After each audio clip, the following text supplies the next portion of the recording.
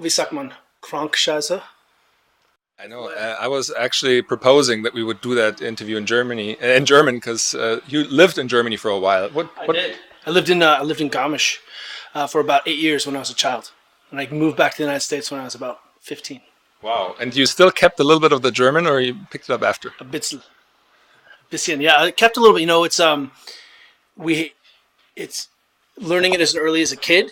It's all in there somewhere, and sometimes it trickles out in strange ways and inappropriate ways. And so anytime I can be inappropriate in German, it's the best. Then what is your favorite word in German right now?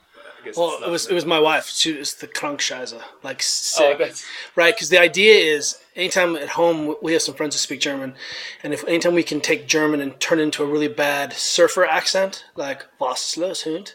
You know, like that's really the way to go.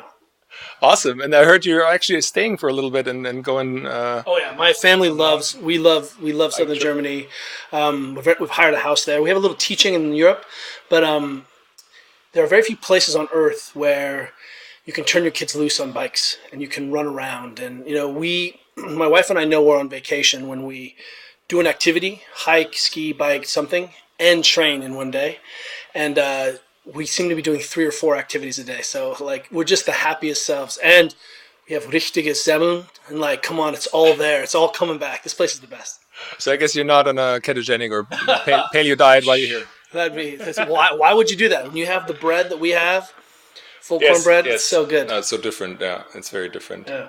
It's funny, you know, there's, in the United States, so many people have these, you know, carbohydrate. But, you know, if you are buying bread that someone's oma made, you know what I mean? Like that's food, and it's fermented and it's beautiful. You don't need to eat the whole loaf. But if you don't eat that, you're crazy. You know, maybe you don't need the Spätzle, you know, as much, you know, or the Dampfknödel, but that bread, it's so good. You know, actually the mountain people in Germany count as the healthiest ones, and even though their diet is quite heavy and not really according to the health standards of. Yeah, but you always have Glühwein, it just pushes it right out. I guess that also works. Not in the season. But yeah, anyways, it's great to have you back now on the show. Oh, thank you so much. And you know, a lot has changed the last time we talked. You're bigger, you're fancy.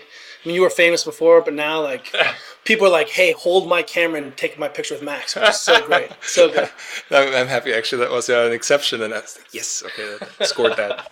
Yeah, no, it's great. And actually, after our interview, a lot of people reached out, so that was quite popular, and that definitely helped in getting the name out. Well, I'll tell you what's cool about we get to travel and see. I teach on every continent in lots of different countries, and I mentioned this in our talk, but Germany is really advanced, and there's a community here, and I don't know if it's the relationship with sport, such an intense relationship with sport here. We see it in the UK, very advanced in sport monitoring, right? And even you might see that for the GPS. And then in Finland, you know, you've got all the metrics and things. But what's been really fun to see is from 2 years ago, radically different here. To see how much more sophisticated everyone is, and even within a year, you know, I think I was in Köln almost a little over a year ago. And to see how much further forward everyone is in a single year is really extraordinary. This is a community of very, very smart people who are beginning to apply it. And it takes a long time. And to see what Perform Better has done, the podcasts have done to really support a really nascent and emerging field of human performance. And that's what we're doing. I think we're seeing the shift from like, you know, I used to go to ski camp in like Solden. And like we would do circuits. But it was just work. You know, just ride your bike and work really hard. And suddenly the training is getting very sophisticated. I mean, in Garmisch alone, there's a CrossFit in Garmisch. And there's also a playground, like, which is a functional training studio there. And, you know, and then not to bash like a place like Cleverfit, right? But we're seeing this evolution that even a small town like that can host 2 really distinct populations where a lot of very good athletes are training. It's very cool. Yeah. And a big shout out at this point to Christian Jund, because I think he's one of the energizers behind this whole scene. And absolutely. But, you know, he is, I mean, you can't underestimate someone like Chris Poyer or what Christian has done, but you have a community of people who are really smart. And what I really appreciate about the strength and conditioning community is that if you give people the right information, they'll make better decisions when they're ready to. In this community, you just can't give enough information. I was able to talk at this conference but much more sophisticated, nuanced pieces than the basics. And that's really what exciting. Give people the information, and they'll figure out how to integrate it. Yeah. And also, that's what I noticed because I've given speeches in conferences in the US and in Germany. And in Germany, they need to be more detailed because they require the detail. I wonder if that has to do with our language, which is just a bit more precise. The way we learn it. We call that Teutonic pragmatism. It's why your trains run on time. Yes, right? True. Yeah, this was even better than here, but still not bad. Yeah, I think there's something. I think there's something about the precision, and it's okay. I think the mistake sometimes is that we want to oversimplify, and I'm not talking about trying to strip out complexity. Right? We should always be getting towards first principles and making things simple, but not dumbed down. Right? And I think I appreciate that people have maintain the nuance of sophistication. And in fact, we invented voodoo flossing, right? This is a technique I invented. And now there's like 2 books on voodoo flossing. And people have figured out how to become very technical with it and apply it in ways. And this is really an example of how good and the thinking is around this. I think in terms of health, you really could be the leaders in Europe. Right. Well, we still look very much to the American scene and what you guys do over there. And just are ahead. We've just been doing it longer, I think. Right. Yeah. I think in 10 years you'll see, because I think the stepwise is smaller. It feels small, but what ends up happening is you end up taking these quantum leaps, and suddenly there's a quorum. There's 800 people up there, and all of a sudden, in another year they're so much more sophisticated, and then pretty soon, it's logarithmic in terms of the sophistication, and also importantly, the application. It's interesting in little towns like Garmisch, you see the old style. Everyone plays, and as long as you ride your bike, this is the way we've always played hockey. We've always trained this way, and suddenly you're seeing sort of the advent of beyond sort of functional training, right, to real strength and conditioning. Because sometimes functional training smells like fitness, right?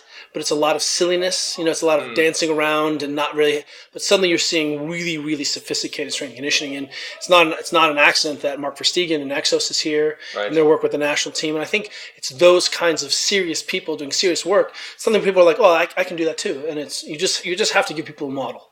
Right. No, it's great that you guys come over here. I mean, everyone is really excited about that Kelly Starrett's over here and Mark Verstegen's over here. Mark Verstegen, you should be excited for Mark Verstegen. He's the man. I recorded a great episode with him last year, and he's so really funny too. He is funny, and I think what's amazing is it just seems like, in a new community like Germany, and I say new in quotation marks, right, is that it's sometimes it's hard to think about how long someone like Mark Verstegen has been holding the door open for all of us and really talking about all the things that we're taking for granted now, getting in an ice bath to recover for the central nervous system, what really good warm-up looks like, how do we systematize processes, and there are a whole host of people, Gray Cook, etc., and we're able to really stand on their shoulders and then not have to make the same mistakes or waste the amount of time. And so everyone is much further forward. Even someone like Eberhard, who has just really been out there saying, hey, look, there are easy ways to assess what it is, whatever you're doing. We have to just give people better models and then show them, give them time to see the results for themselves. I think that's the only mistake, is that we're so keen on being excited about, look what we can do. We know it works, but it's just slow. It takes time. Yes, and then pretty soon people are like, oh, what's that over there? And they come along, Yeah, that's what I just recorded with Greg Rose before. And he said that he tries to give people only one thing to change and say, do that for 1 year. And if you do that 20 years in a row, then you're in really good shape. But if you try to change everything at once, you might quit in 3 months. Well, and I think that's the human nature, right? Like, I want to fix everything. And I'm like, well, everything didn't get messed up in the beginning, which really begets this interesting question. Because now we're seeing, hey, we have adult training, sport teams, we have good Sportleiter. But the issue is, and I prefer, of course, the original term Sportführer, but Sportleiter is better, maybe, is that, we're going to, we have to start earlier. And this is why I think one of the things that's happening is that right now we catch people a little bit late and we have to teach them everything. But we're seeing now, as in the United States, there's a generation of kids who have grown up power cleaning, who've grown up swinging kettlebells, who can run and have the basics of gymnastics. And I'm excited for those kids to come so we can have the next conversation about sustainability. So we don't have to keep going back to the basics over and over again. And, I think Greg is really interesting. And what TPI has done is they've really quantified golf mechanics, made it about athleticism, not about just the nuance of magic swings and and the silly bullshit around. Sometimes they get sucked into the golf world, like it's the club. It's not the club. It's you. But it's interesting in that population. You don't have an old training age. Like when we're at our local gym in Garmisch now, there are so many people playing hockey there, like the national team levels. And they're really good athletes, and they've been under load and training correctly for a long time, and you see it in their movement. So at some point, we're going to have to shift and go younger and younger so we can have these formal experiences while still maintaining play. I think you're going to make the same mistakes we made in the United States, where we become very excited about the gym. Right, and the gym is like the gym, and then people are spending 4 hours in the gym, and we're like, hey, do you remember what we were doing? We were training for something. And it's okay to get really excited about the gym, but we have to remember that we're training for something. So some sport, you need to be outside and play. I think what's good about what Greg has done is that Greg Rose is that at least we have a goal to play better golf. So I really appreciate that. But the golfers, man, they're so behind that he has to start from scratch on everything. You shouldn't have to talk to a golfer about improving their conditioning. You know what I mean? Yeah. So he has to teach everything, and then really complex rotational skills. So we'll get there. I think you just have to let the cake set for a while. It has to bake for a while. You can't hurry it. Let me ask you quickly, because that just reminded me of one question I had before, because you mentioned that before about you were talking about sleep before. And I'm actually talking about sleep in a little bit. I want to get your opinion about that. But also, how do you deal with when you now come over and you do all this traveling? And last time that we talked, actually after that, I wrote an article about you in German about posture. And there were a lot of questions about, what does Kelly Starrett do when you go, when you sit on a plane for 8-10 hours? Do you have any recommendations? How can you work on that? So we assume that it's impossible to be perfect, right? You can't be a modern human. We're not designed to get in an airplane and fly somewhere. It just doesn't happen. But, if you can fly business class, fantastic, you can lay down. But you don't have to. If you move as much, you need to sit on the edge and get up a lot. You have to be annoying. Stand in the hall. Really go make friends with the people working on the airplane. Go have coffee. And then I always, think, okay, I might wear compression. I don't drink alcohol. I try to strip out all the carbohydrate when I travel, so it becomes very ketogenic. What we look at is, hey, I'm in this very, very high period of stress, physiologic, mechanical stress. So I don't need to make it worse, right? Like drinking alcohol seems like the right thing to do, but it's not. And so then also I think when I get off the airplane, I've had water, I've been wearing maybe some compression socks. I tried to move as much as I can. I've tried to control what I can in the diet, which means just don't eat the carbohydrate, right? Just eat everything else. When I get off, I don't go smash myself in the gym. I go walk, right? I try to move and think about moving. Non-exercise activity is the most important thing you can do, I think, to recover. The same thing happens when we try to get back on the sleep cycle. When you desire to train, I think we also, I'll do our basic hip openers. I'll do a little soft tissue work when I get to the place. But how do you do that, with a black roll or? No, I just take the Supernova with us, our little mobility ball. And if I don't have it, I don't need it. I can always roll on a bottle. A little mid-gas, and you're good to go. So there's always a roller, or there's always a ball around somewhere. Gut smashing on a soccer ball if you can have one. Otherwise, just do your basic movement. Couch stretch, pigeon pose, right? Spend time in the bottom position of a squat, get into downward dog, do sun salutation. And I think if we didn't think, hey, I need to fix this sedentariness with some hard training, what you thought is, hey, I need to recover my positions. And then all of a sudden, it's not such a big deal, And I heard you take your pillow with you when you travel. Well, you can either take the pillow, or I say take your pillowcase. So if it's a short travel, I'll travel with my own pillowcase. Oh, wow. Because what we see is that we're accustomed to sleeping in the same place as animals. It's very disruptive to sleep in lots of places.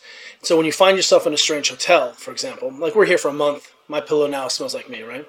But when we're traveling, if you can create the same environment you have in your home, you'll find is that you'll adapt faster. So is it cold? Somewhere between 16 and 20 degrees C. is it pitch black? And if it's not, make it pitch black, or wear eye mask. If it's loud, wear earplugs. Can you have the same pillow or pillowcase? Can you do some soft tissue work right before you go to bed? I limit my caffeine, no coffee after 4 o'clock, because I know it's going to really mess me up, and definitely no alcohol. I don't have a problem with alcohol, but I think you should be thinking about when you should drink it. And I only want to drink alcohol when I'm rested and I don't have anything to do, right?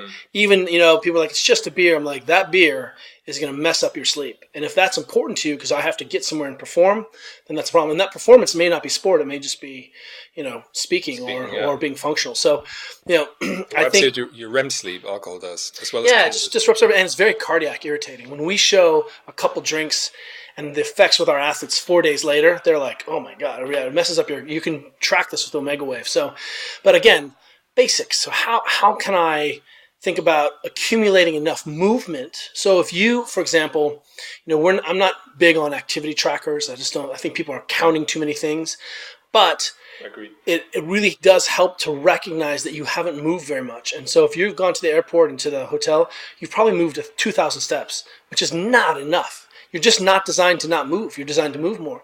So I think one of the things we can do is trying to get back to soft tissue work, more movement, eating like a human being, making the sleep environment the same, and then we can recover faster. Wow. Yeah, really, really good advice. Also, one thing that interests me, because I looked at the sleep data, and it's pretty much, across the board clear that most people, non-athletes, they require between 7.5 and 8.5 hours. Now, I just read actually that Roger Federer, the tennis player, sleeps 12 hours a day. LeBron James takes a 3-hour to 4-hour nap every afternoon. How come? They just, I guess, require more time to recover? Or? What we're seeing around, the sleep is that the restoration is our recommendation for athletes in high training is 9 to 10 hours minimum. And if you can't get that, we want a nap in there. But you just can't keep up physiologically. You think you can because you have an ego, but the bottom line is that it's not possible. And when we do ask our athletes to sometimes keep track of when they got into bed and when they wake up, because what we're seeing is that they're on Facebook, they're watching TV. It's not very productive time. So we ask them, hey, get in bed early. Even if you're there, you're more likely to fall asleep. So if we get people to spend more time in bed, then we tend to see more sleep. But people are universally not getting enough sleep. And also it's a conversation about sleep quality, right? And this is why the no alcohol, make it dark, limit some of those exposures. Can you get yourself cold? Because then in those times where I'm only getting 6 hours of sleep, where I'm traveling, my sleep's compressed, at least I can control how much the density and the quality of my sleep, which is sometimes more important. And then also, we don't like to negatively shame people. And so instead of saying sleep more, you're like, I have a baby and a job. Like, I can't sleep more, you bastard. Instead, what we say is, let's get us the best quality sleep that you can. And then people are like, oh, I can do something like that. Actually, I heard an advice from a therapist here that if you have a baby and you need to have more quality time and sleep, if you go to bed earlier, like when it becomes dark, you start producing melatonin earlier and then prolactin earlier. And especially for women, they require less sleep because the quality is higher when they have more prolactin in their bodies. So, you mean human beings are supposed to go to bed when it's dark?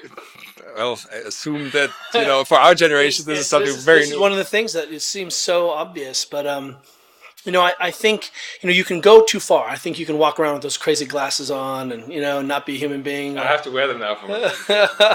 So, but the issue is, I don't think we're supposed to be staring at screens in bed.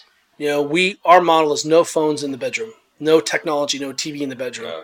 And if you need to do that, do it out there, and then keep your bedroom so your brain doesn't get confused. And you're right. I think if people really wanted to get shredded abs, if they wanted to run faster, they don't realize that the easiest, cheapest thing you can do is sleep better. It's so easy. All right, Kelly. One last question. Is there any habit, something that you have adopted in the last, let's say, 6 months to 2 years? That has again changed your life or upgraded your life? Yeah, a few years ago I was introduced to Laird Hamilton through one of our friends, and Laird and Gabby Reese have become very good friends. And Laird, was like, "Hey, look, you've got to get in the ice water. every day. So we're in the ice water every day. We have an ice machine at home. And for my birthday, my wife had our friends weld this beautiful box. So we have a sauna in our backyard and the ice box. But I put 200 pounds of ice, so it was 100 kilos of ice in there every day. And I get up to my neck and I stay in there till I shiver. And that has been, it's profound. It really is. And clearly Laird was influenced by Wim Hof and the ice. And this has been a transformational practice for us. And even now, I don't have access to the ice, so I just take as cold a shower I can. Right. It turns out that the water coming out of the mountains of Garmisch is very cold. Yes. So it's the ice buck in Munich. If you want to have a cold thermogenesis, you have to just jump in. Jump in. Yeah, that water was snow like yesterday, so it's very cold. So I think we're finding some interesting research. We love the sauna. It's very, very hot. It's literally, we try to keep it about 95 degrees C. It's very, very hot. And but what we're finding is that one more time with vasculature compliance, getting hot and getting cold, we don't do that enough. Our ability to regulate and to sweat and to cool off has been greatly diminished. And spending time on either side, we see benefits around perfusion. So we see that our tissues are healthier because we're driving more vasculature compliance, dilation, constriction, and very interesting in terms of nervous system. And what's really always amazing is we think that we are working really hard, and then to find these practices, and it turns out we can work harder. Right? Mm-hmm. We can train harder, play harder, and you actually get more done. You just have to take care of yourself, right? That's the fun part of it. Always. Kelly, it's so great having you again. Thank you so much. Thanks. Danke gleichfalls.